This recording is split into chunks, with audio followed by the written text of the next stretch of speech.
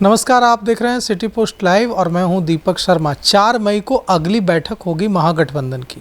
आज राजद के युवराज तेजस्वी यादव पहुंचे कांग्रेस मुख्यालय सदाकत आश्रम और वहां 6 पार्टी के नेताओं के साथ मीटिंग हुई और रणनीति बनी, सीट शेयरिंग पर चर्चा हुई। लेकिन अब जो अगली मीटिंग होगी वो बेहद अहम होगी।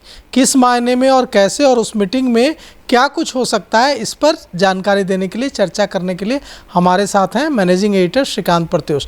तो जो 4 मई की मीटिंग है वो कैसे अहम होगी और ये जो दोनों मीटिंग हुई है इससे ज़्यादा उसकी अहमियत क्यों हो गई? देखिए दीपक, पहली मीटिंग तो हुई थी ये दिखाने के लिए कि महागठबंधन एक है और बातचीत चल रही है, बातचीत बंद नहीं है, कम्युनिकेशन गैप नहीं है। और दूसरी मीटिंग में कुछ खास हुआ नहीं। दूसरी मीटिंग में भी ये तय हुआ कि अगली मीटिंग में क्या होगा, क्योंकि आज तो तेजस्वी यादव प्रधानमंत्री पर ही हमलावर थे, हमले को लेकर, आतंकी हमले को लेकर, और कई सवाल उन्होंने पूछे। और उन्होंने कहा कि अगली जो बैठक होगी 4 मई को होगी और उस बैठक में पार्टी के तमाम बड़े नेता, चाहे वो सांसद हों, विधायक हो, MLC हों, जिला अध्यक्ष हों, सब शामिल होंगे। और सबको बुलाने का मतलब यही है कि सीटों पर चर्चा होगी। और क्यों, जो कांग्रेस जिन सीटों पर दावा करती है, कांग्रेस के नेता, जिला अध्यक्ष, तमाम सांसद, विधायक वहाँ मौजूद होंगे कि क्यों कांग्रेस को वो सीटें मिलनी चाहिए जिस पर कांग्रेस लड़ना चाहती है। और उसी तरह से RJD और VIP पार्टी के नेता मुकेश सहनी भी रहेंगे, तेजस्वी यादव रहेंगे और उनकी तरफ से अपनी सीटों के बारे में बताया जाएगा। तो इस बार दरअसल महागठबंधन फूंक कर कदम रख रहा है। वो चाहता है कि ज़्यादा से ज़्यादा सीटों पर जीत हो और कोई भी पार्टी चुनाव लड़े किसी सीट से तो उसकी जीत की संभावना ज़्यादा हो। ये नहीं कि चुनाव लड़ने के लिए लड़ रहे हैं, चुनाव जीतने के लिए लड़ना चाहते हैं। और कांग्रेस पार्टी तो पहले भी कह चुकी है कि चुनाव भाई केवल लड़ने के लिए हम नहीं लड़ेंगे, हम जीतने के लिए लड़ेंगे। तो मानिए कि असली बैठक की शुरुआत 4 मई को होगी, जिसमें सीटों पर बात होगी कि कांग्रेस पार्टी अपना दावा पेश करेगी। कांग्रेस पार्टी जो सूत्र बता रहे हैं कि 70 से कम सीटों पर तैयार नहीं है और मुकेश सहनी 60 सीटों की मांग कर चुके हैं। तो इतनी सीटें तो है नहीं कि तेजस्वी यादव देंगे। वो कम से कम 144 सीटों पर तो लड़े थे पिछली बार, इस बार भी लड़ना चाहेंगे। और अगर कम भी करेंगे तो कितना, 130? इससे नीचे तो नहीं जाएंगे? बिल्कुल हाँ, तेजस्वी थोड़ा कम हो सकते हैं, लेकिन तेजस्वी यादव चाहते हैं कि कांग्रेस थोड़ा कम हो, मुकेश सहनी की सीटें तो कम होंगी ही होंगी। अब 60 सीट मुकेश सहनी को नहीं मिलेगा, कांग्रेस से कम ही सीट मिलेगी ना। कांग्रेस पार्टी से ज़्यादा सीट मुकेश सहनी को मिलेगी तो कांग्रेस को बर्दाश्त होगा? नहीं होगा। तो कांग्रेस को ही जब 50 से ज़्यादा सीट देने के मूड में नहीं है तेजस्वी, तो मुकेश सहनी को तो 20-25 सीटें मिल सकती हैं और वो भी उनके लिए बहुत है।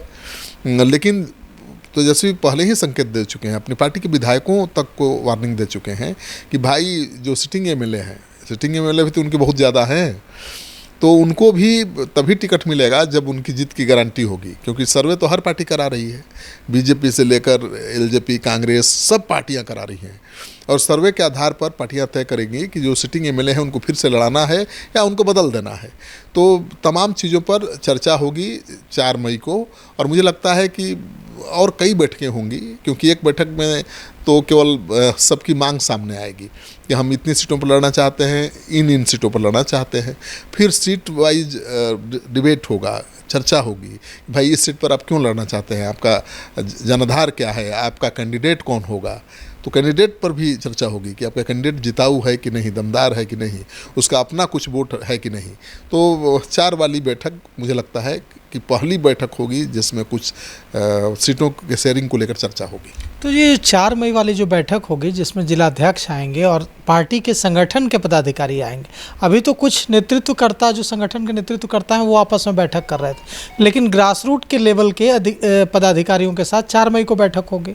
तो या इस बैठक में तो ये कहा जा रहा है कि समन्वय बनाने की कोशिश है पार्टियों के बीच, मतलब कांग्रेस का जो संगठन है, राजद का जो संगठन है, मुकेश सहनी की पार्टी और लेफ्ट का जो संगठन है, इन सब के बीच ग्रास रूट लेवल पर एक समन्वय, कोऑर्डिनेशन बने, इसकी कोशिश। हाँ ठीक, आपने ठीक कहा कि पार्टी के सुप्रीमो बैठ चुके हैं और सुप्रीमो ने अपनी मांग भी रख दी होगी। अब कांग्रेस पार्टी ने भी अपनी सीटों की मांग रख दी होगी, सीटों के चयन को लेकर सूची सौंप दी होगी।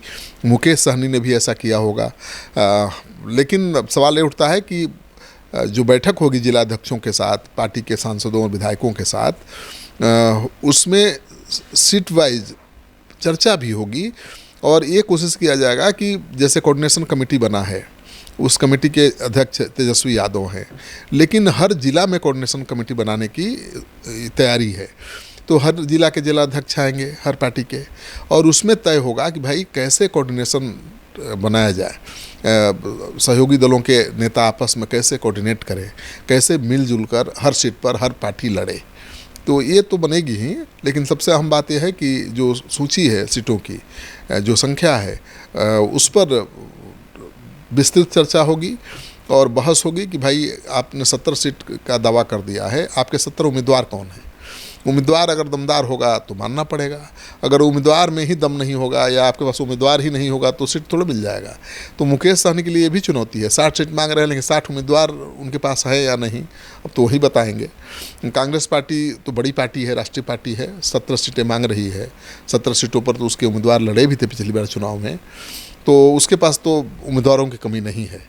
लेकिन तेजस्वी यादव मिल बैठकर सबके साथ तय करेंगे कि उम्मीदवार जो दिया जा रहा है, सहयोगी दलों द्वारा दिखाया जा रहा है, उसमें दमखम है या नहीं है। तो 4 मई की बैठक बेहद अहम होने जा रही है इस मायने में कि पहली बार पदाधिकारी पार्टी के आपस में जिलाध्यक्ष और दूसरे संगठन के पदाधिकारी आएंगे सभी पार्टियों के, और इस पर चर्चा होगी कि किस सीट पर किस पार्टी की क्या स्थिति है, और यह इसीलिए यह बैठक बेहद अहम मानी जा रही है। सबसे बड़ी बात है दीपक कि तेजस्वी यादव ने फिर से आज सवाल पूछा गया कि सीएम को लेकर, तो उन्होंने कह दिया कि हम तो पहली मीटिंग में ही संकेत दे, समझदार होगा जो समझदार होगा समझ जाएगा। तो समझदार वाकई समझ गया है।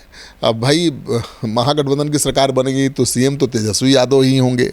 कांग्रेस अभी भले डिक्लेयर करे या न करे, ये सबसे बड़ा दल है आरजेडी, तेजस्वी यादव उसके नेता हैं, ज़्यादा सीटों पर उसकी जीत भी होगी, ज़्यादा सीटों पर लड़ेंगे तो ज़्यादा सीटें जीतेंगे। तो ये तो सच कहा तेजस्वी यादव ने कि हम संकेत दे चुके हैं, इशारा कर चुके हैं, जो समझदार होंगे वो समझ जाएंगे, घोषित करने की कोई ज़रूरत नहीं है।